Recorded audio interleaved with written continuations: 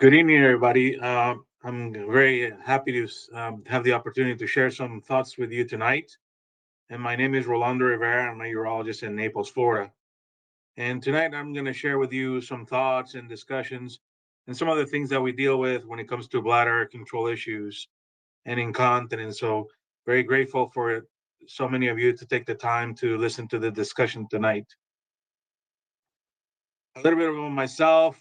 I trained in the University of Florida for residency, but I am fellowship trained in female public medicine and reconstructive surgery from the University of Miami. And a significant portion of my practice is dedicated to issues related to avoiding dysfunction. And I've been doing this for over 15 years. As a matter of fact, this year will be 18 years in Naples in my practice. So I have a lot of experience to share with you tonight, and certainly I'd be happy to entertain some of your questions as we go along. But hopefully, most of them will tackle at the end of the presentation. In general, and just as a brief summary of how the urinary tract works, blood flows through the kidneys and it turns into urine after it's filtered. And that urine goes to the bladder through the tubes that we call ureters. The bladder is actually a functional muscle, it's a pump system. Imagine it to be somewhat similar to the heart. At some point, it gets full with urine and it triggers a response that makes the muscle contract. And that leads to expulsion of urine through the urethra. And that usually happens in a very controlled fashion. There's a trigger signal that occurs at the bladder. The bladder is full, sends a signal to the brain that says, it's time for me to go. And then the brain sends a signal back, giving it permission to do so. And the urethra relaxes, the bladder muscle contracts, and then urine is expelled in a controlled fashion. So, what happens when that doesn't occur? Then we get conditions that lead to overactive bladder or incontinence. And that can happen for many different reasons that we'll discuss later in the presentation. But in general, we have two categories of issues that pertain to bladder dysfunction. One of them being overactive bladder, which is a spectrum of symptoms that encompasses incontinence. And when it comes to incontinence, there's three major types. There's stress incontinence, urge incontinence, and overflow incontinence, and we'll discuss these in a little bit more detail. Each of them have similar symptoms and can affect your quality of life significantly. But there are some differences on why they occur and how they can be treated. It is a very pervasive and common problem in the United States and across the world. Over 50 million Americans suffer from overactive bladder, both male and female. And as you can see, very common, very prevalent circumstance that we deal with on a daily basis in our practices. What is overactive bladder? Overactive bladder is the sudden and uncontrolled need or urge to urinate.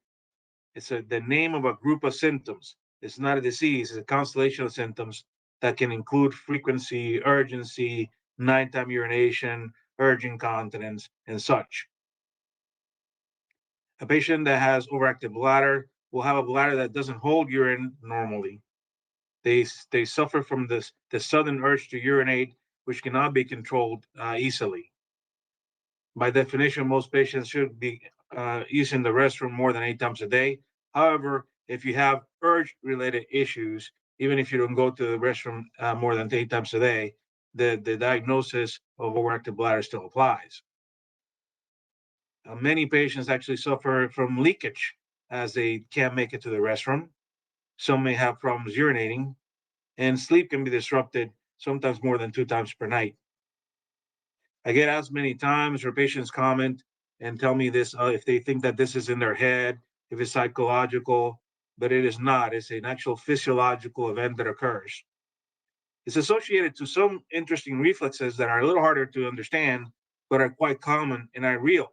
Sometimes individuals, when they reach their house, as they're putting their keys in the door or the garage door is opening, they get a sudden urge to go to the bathroom. Also, when you're brushing your teeth or washing your hands or doing the dishes, some people just have that urge that they just have to go. And it's a real thing. It's not an imagined thing. It's not in your brain. It's not a psychological thing. It's a physiological response that the bladder endures to certain external reflexes. So it's something that you see quite a bit. The most concerning thing that I experience in my practice, and obviously the reason why we try to help as many people as we can, is that this affects your quality of life. Many people that suffer from overactive bladder then tend to change their lifestyles. They don't go out as much. They don't want to go to restaurants as much. They don't interact with their friends. They may plan everything that they do around restroom stops, which certainly can affect their ability to enjoy themselves and have a meaningful quality of life. Incontinence is another symptom that may or may not be associated to overactive bladder, and is the loss of urine through the urethra. And it can occur in three different ways. Stress incontinence is when the bladder leaks when you do something that puts pressure on it, whether it's exercise, coughing, sneezing, lifting something heavy, shifting your body weight, intercourse, playing golf, pickleball, lifting, the elliptical, you name it. Any activity that creates a force that generates more pressure than the urethra can withstand can lead to an incontinent episode. It may not happen every time. It may only happen when your bladder is full. And this can occur in both men and women for different reasons, but obviously it's more common in women. Urge incontinence is a bladder problem. It's not the urethra being weak, it's the bladder being too strong. The bladder doesn't want to hold urine, and it gives you that sense, that sudden sensation that you have to run to the bathroom. It almost feels like a spasm or a squeeze or a contraction, and you just can't hold it. And your brain tries to fight it, you just cannot. And this is something that will lead you to lose urine on occasion, and it can happen anytime. Overflow incontinence is actually not the opposite problem. The bladder is so full and it doesn't work and it doesn't want to contract that it can't hold any longer. And then you have this accidents that occur, urine leaks out and it dribbles. And then that's a different problem. And in particularly in women, it may be secondary to neurological conditions of the bladder or medications that make the bladder hold.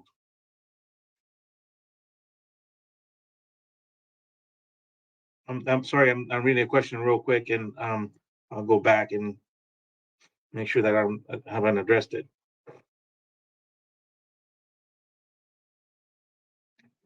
Yeah, so in all those neurological, I mean, I'm going to address it right now because that's part of what we're discussing. The question is, if I know about MSA, MSA, I'm not exactly what you mean by the MSA, but if it's related to Parkinson's, all those Parkinsonian-like conditions, all the neurological conditions can lead to bladder dysfunction.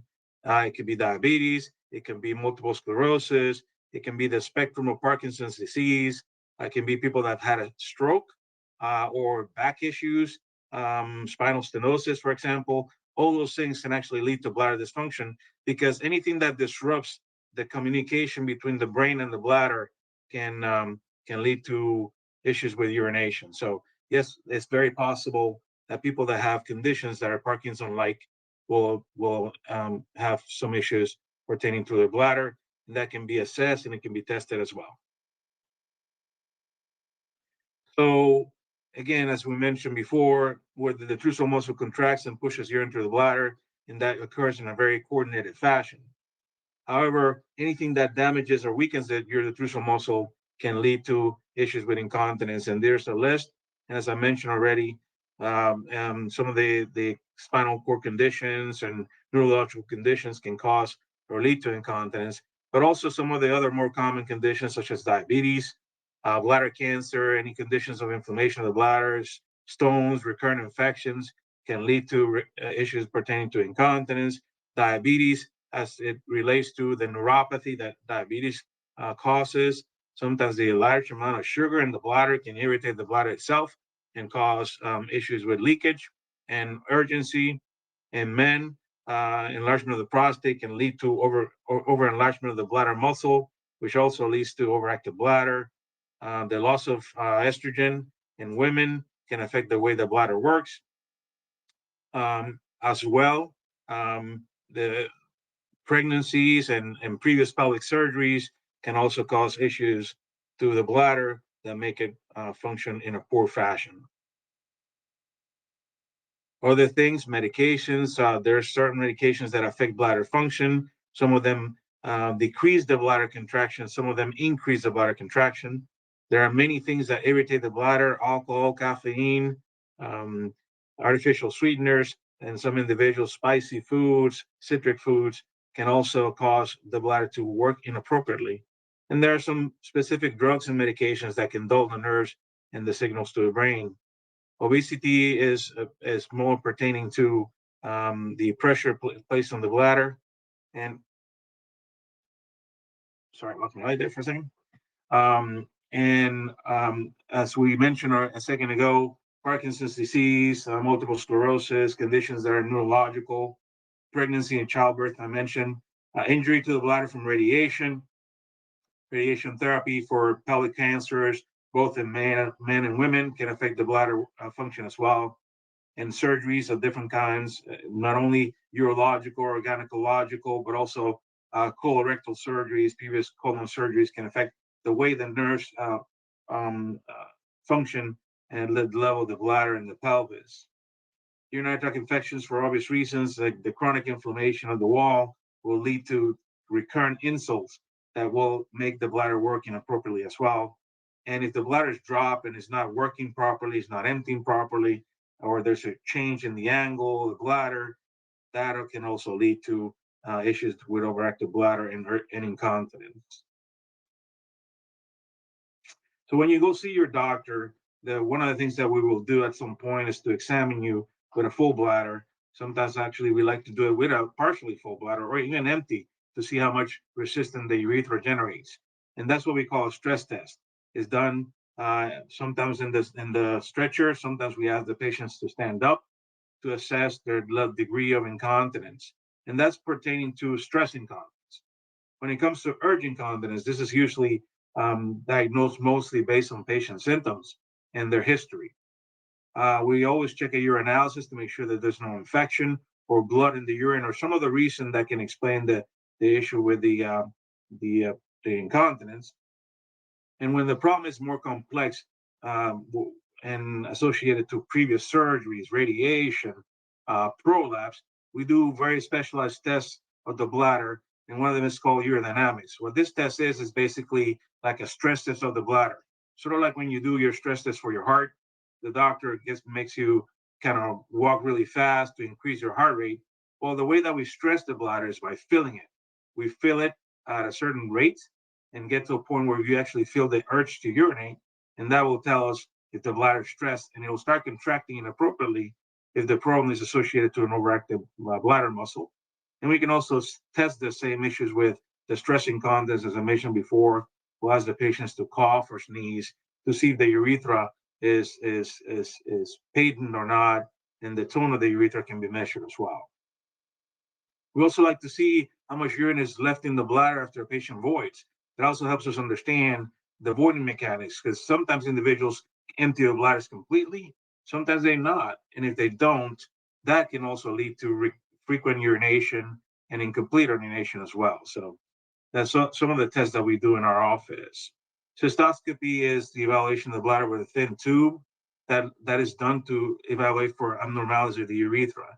If you've had recurrent infections, if you have blood in the urine, if you've had prolapse, if you've had previous surgery, sometimes we look in the bladder to make sure that there's no other cause to the problem versus some abnormality that needs to be treated surgically. Avoiding diarrhea is a very useful tool to help us understand what you are perceiving as your symptoms. And it can be as short as 3 days of recording every event that you have. How much did you drink? How much did you leak? When did you leak? What triggered the leakage? What did you eat that triggered the leakage? What did you drink that triggered the leakage? Or what event in particular? All that information is useful for us to put together a treatment plan that will help you get your problem taken care of. And it's a very simple thing. It just takes writing down some of these things over 3 days. Because sometimes, when you look back, you say, well, maybe I wasn't emptying completely. Maybe I'm not sure where I was. I don't know how long I waited in between voids. All that information is actually very useful to us when it comes to evaluating your problem. Now, after we put all this information together, then we come up with a list of things that we can use to help you. And the simplest thing is to identify some kind of lifestyle thing that we can change. Some individuals drink too much water, too much liquids, or too much, caffeinated drinks, coffee, tea, soda, diuretics. Some of those things we can modify, and they may on themselves fix some of the problems that you're experiencing. So lifestyle changes and behavioral modification is important. Sometimes we do recommend time voiding. Sometimes we do recommend some bathroom mapping to make your lifestyle a little more manageable. However, that's not the ideal long-term solution.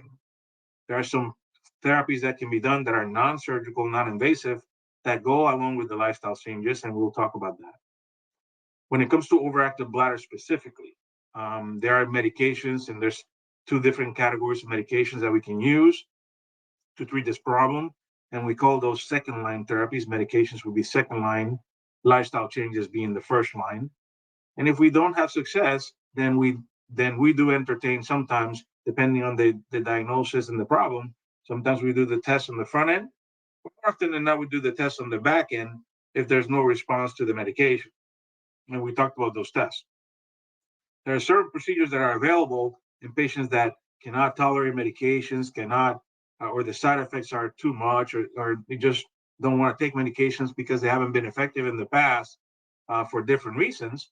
Then there are other third line therapies that we can discuss, and we'll be talking about those in a minute. So, once again, to kind of put it all together, the initial evaluation includes a discussion of the history, a physical exam, evaluation of the urine, and then a discussion about the voiding diary and behavioral modification. We obviously would like to always start with conservative treatments. Some of the patients come to us from their primary care doctors already having done some of these things and have been on medications. So we pick it up from there and decide what else needs to happen. But we talk about lifestyle changes. We talk about in what circumstances pelvic floor exercises and Kegel exercises may be useful, because they're not always useful, but it can be used in some individuals. So then what happens next? If you've been on a medication, maybe we'll try a different medication, or we'll increase the dose of the medication to see if we get better response. And then we reevaluate the situation at that time. If you have results with the medication, you're happy with the medication, then continue the medication.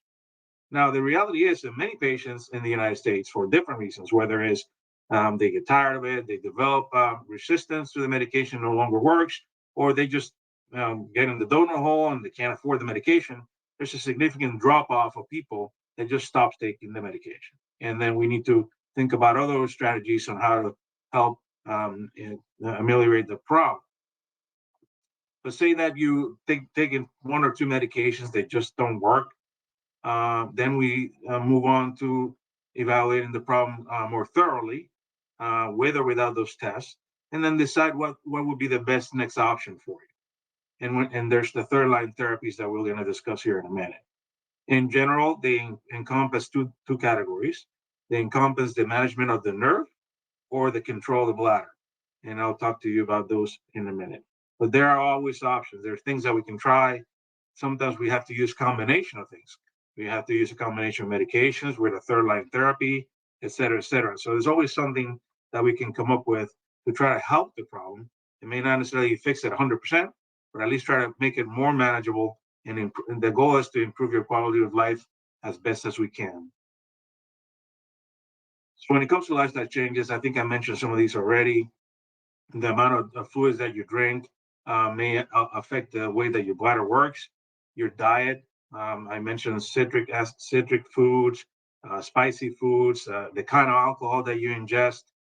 The list is quite long, and it's not the same for everybody. Caffeine doesn't affect everybody, but it does to a lot of people. Certainly, exercise always helps. Weight balance always helps. Bladder retraining is more of a complex measurement, but sometimes trying to hold it is actually worse than actually going to the bathroom. So bladder retraining is a tricky one.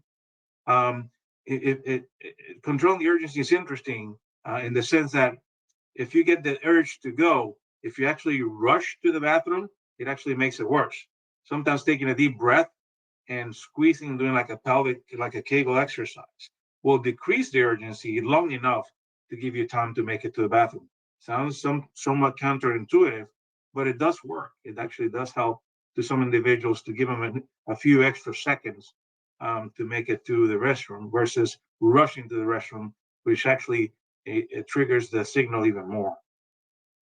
And pelvic floor exercises can be done by yourselves. Sometimes we actually have to use physical therapists to help with the problem. And there are a few good ones here in Naples that we've used over the years that are specialized in pelvic floor therapy. And certainly that's something that we can consider in a lot of patients. The medications are designed to relax the bladder. And there's two classes. There's the anticholinergics, and then there's the beta-3 agonists, which is the newer class of drugs. Anticholinergics are the older class of drugs. By and large, the side effects that you see down there, dry mouth, blurry vision, and constipation, are related to the anticholinergics because they dry the membranes, they dry the bladder, they dry the tissues. That's what they actually cause dryness. And another one that's not there is like dry eyes, blurry vision, and they may worsen glaucoma if you suffer from that. So that's one class of drugs. The beta-3 agonists work by relaxing the bladder instead of blocking the contraction of the bladder. The end result is the same. The bladder doesn't contract. And those can actually cause some changes in the blood pressure, albeit minimal, but that can occur. The goal of medications is to allow the bladder to hold more urine and less of a and give you less of a feeling of urgency, so you will have more time to go to the restroom. Fewer accidents, fewer trips to the restroom, more time for you to get to the restroom in a comfortable fashion. So that's the end goal of the medication. They can take a long time to work. They don't always work right away. Sometimes 4 weeks, and in the clinical trials, up to 12 weeks for some of these drugs. So there's a little bit of patience required when medications are used, and they may not always be effective in everybody. Now, when medications fail, what next? One of the strategies that we use, and this has been in place since 1997, approved by the FDA for the treatment of overactive bladder, is what's called sacral nerve stimulation. And by and large, is basically a little pacemaker that's placed in the nerve in the back that controls bladder contraction. And it just kind of pictured the same way as you picture a pacemaker for the heart. If your heart is contracting inappropriately, your cardiologist or doctor that deals with that problem will put a little wire next to the heart and use that little wire to control the way that the heart contracts. Similar principle when it comes to this device. Pathways are different. It's not just directed at the muscle, but directed at the nerves that control the bladder. And it has to go up and down the spine to the brain and back. But in essence, what it tries to do is calm the bladder contraction from occurring and control it so it occurs in a more coordinated fashion. And as I said, it's something that's been around for a long time. There's a couple companies that have devices that deal with this problem, and most of these devices nowadays are MRI safe. So in the past, we did have some devices that were not, and that created some difficulties for people that needed to have frequent MRIs, but that is no longer the case. Another form of controlling the bladder through the nervous system is posterior tibial nerve stimulation. The original principle of these was a form of acupuncture that was done once a week for 6 to 12 weeks. A little needle was placed in the posterior tibial nerve that's in the ankle, as you can see here in this picture. And then was a little device that gave it stimulation that traveled from that nerve all the way back to the nerve that controlled the bladder. Nowadays, there are two devices that can be implanted underneath the skin that will do the same thing. And their brand names are described here. One of them is eCoin, and the other is Revi. And again, they're both implanted underneath the skin and basically do the same thing as posterior nerve stimulation. And this works very well for some patients. It's a minimally invasive procedure that can be done in the office. the sacral node stimulation that I mentioned before, and I'll go back for 1 second. This actually is neat because it has a test that will tell us if the technology is going to work for you. And if the test is successful, then we can put the pacemaker in. Um, again, these are all very minor procedures that can be done in the office setting or in an ambulatory surgery center, outpatient, very quickly, very short procedures, both of them. And lastly, when it comes to the treatment of overactive bladder, Botox or botulinum toxin can be injected into the bladder directly.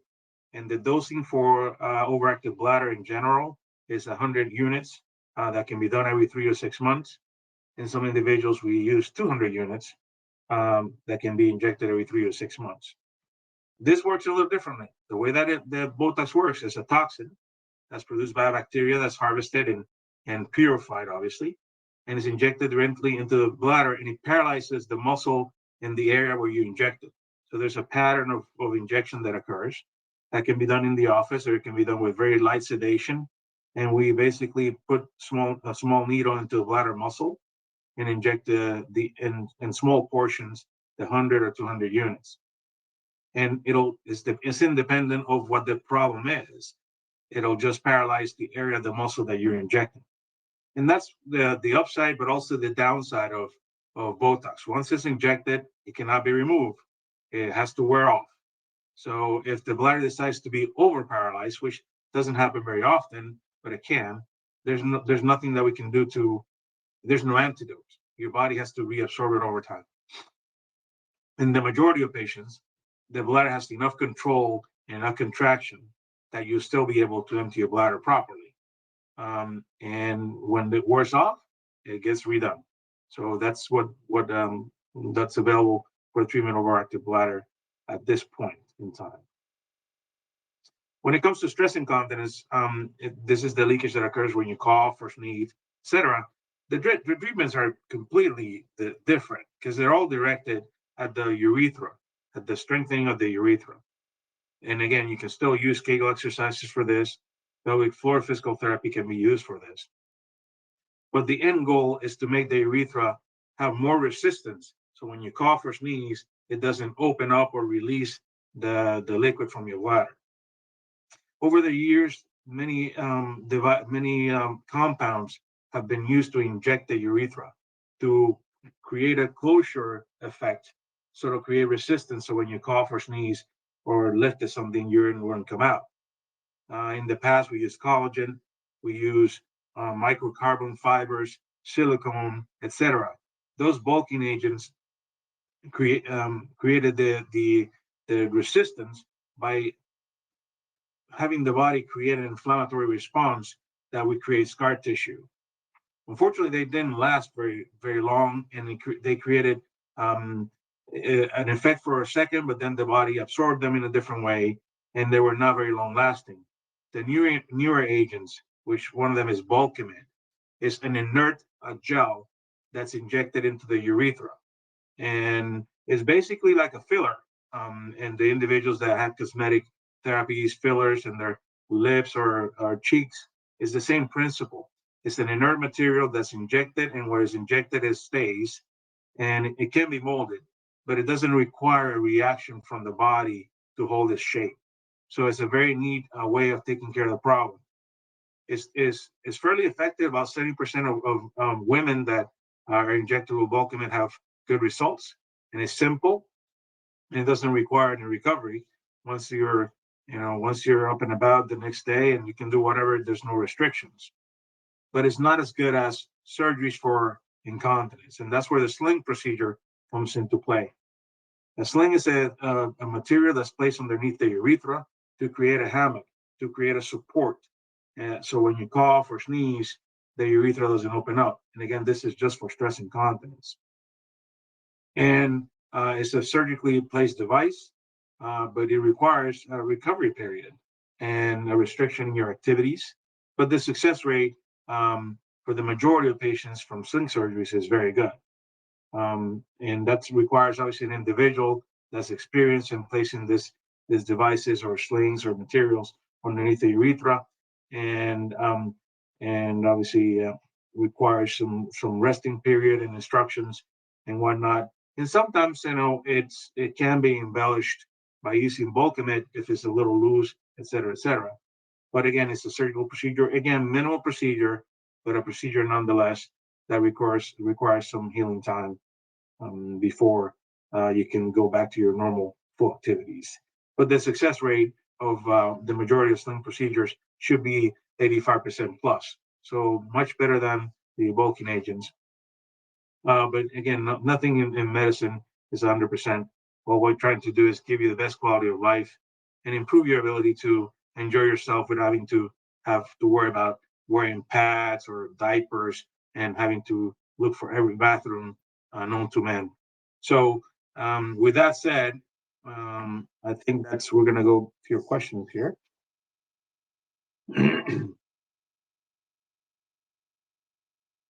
So one of the questions is, I have two bladder sling procedures, one in 2000 and another in 2009. Purchased a K-Fit Kegel toner. However, it doesn't seem to be effective. Yes, man. Yes. The answer is that it definitely could be, because you have to establish if the problem at this point is that your bladder is not emptying properly, and it unfortunately in some cases, um, you have two sling procedures. Sometimes they become too tight, and they actually do the opposite. They don't let your bladder empty. So by not allowing your bladder to empty, you create a reservoir, and then you change positions and you leak again. Now, if the slings are too tight, then they need to be loosened up.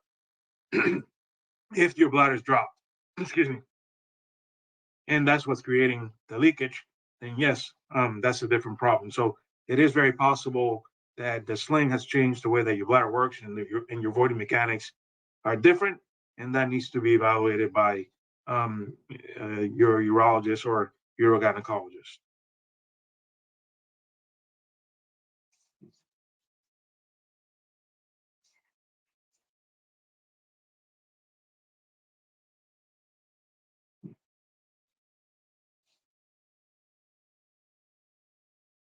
And I think I answered the other question about neurological conditions and Parkinson's. So, I think that's been covered.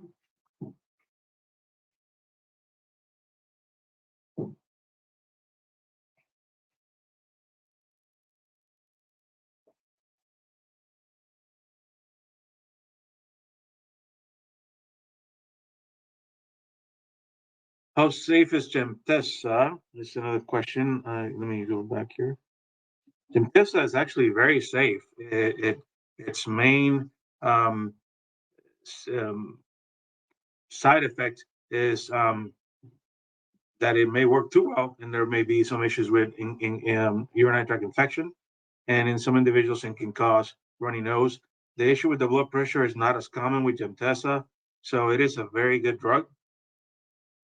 Um, and it's pretty much the newest drug available in the market. Um, the only downside with Bivegron, which is the generic name, is it's not as well covered by all the insurances, and it's fairly costly. But if you can get it covered, it is a good option when it works, and it works really well.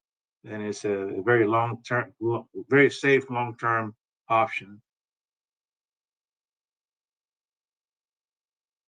I would say what is safe is oral medication. Again, I think the beta 3 agonists are safer.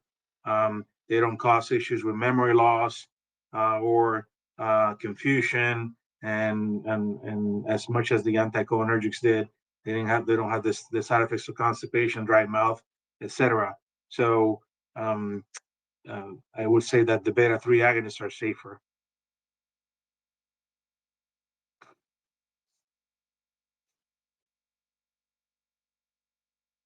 Other than Kegel exercises, the next evolution of exercises would be to use a pelvic floor therapist, um, because they will be able to use visual aids to help you engage the proper muscles, and that's it. I mean, there's some home devices. I think those work after you've had several sessions, where they pelvic floor therapist. Um, and if you can get if they are covered by your insurance, which in the majority of cases it is, I think that would be the next best step. Myrbetriq also has issues with coverage, as asked. Um, it, if sometimes this is something that many of you know. Some insurance companies play the game with the pharmacies. Sometimes they cover this drug, they cover the other drug. Um, you know, it varies, um, and frankly, it's something that we don't have much control over. Um, and I will tell you there are some people that are looking at getting generic Myrbetriq out in the market. So that's may potentially be available for fairly soon as an option. When it comes to next steps, it's individualized. I will tell you that some patients do really well with Botox. Other patients do great with the pacemaker, with nerve stimulation. It's a matter of having a discussion with your provider and see what fits you and your problem best, quite frankly. But sometimes we need a combination of things, medications and a different device. It's one of those things that we have to discuss on an individual basis. Um, Incontinence does not always relate to vaginal births at all. As a matter of fact, some some women that have had 0 children can have as much incontinence um, as some women that have had many children. So no, it's a more complex problem than that. Obviously, birthing doesn't help in many circumstances, but it's not the only cause of incontinence. Prostate aquablation, that's outside the spectrum of this conversation, really. It relates to treatment of prostate. It's a good procedure, but it's not for bladder control. It's for treatment of prostate enlargement. Now, some men that have prostate enlargement will have overactive bladder, and you have to correct the prostate first in order to treat their overactive bladders effectively. And what are the best devices that are not easily seen? I'm not sure I understand the question. Um, none of them should be visible at all. If that's the question, they're all the devices that are used for the treatment of overactive bladder are are implanted underneath the skin and will not be visible to anybody unless you want them to see it. I hope that answers that question.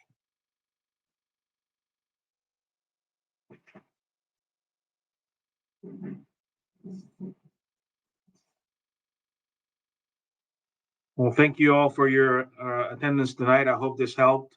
Certainly, we're always available to have a more individualized conversation. There are obviously other doctors that take care of patients with this particular issues here in town, but we've been doing it for quite some time and are happy to help you. And our contact information is here. And with that, I wish you all good night, and hopefully we'll be able to chat in the future about this and other issues. So thank you very much.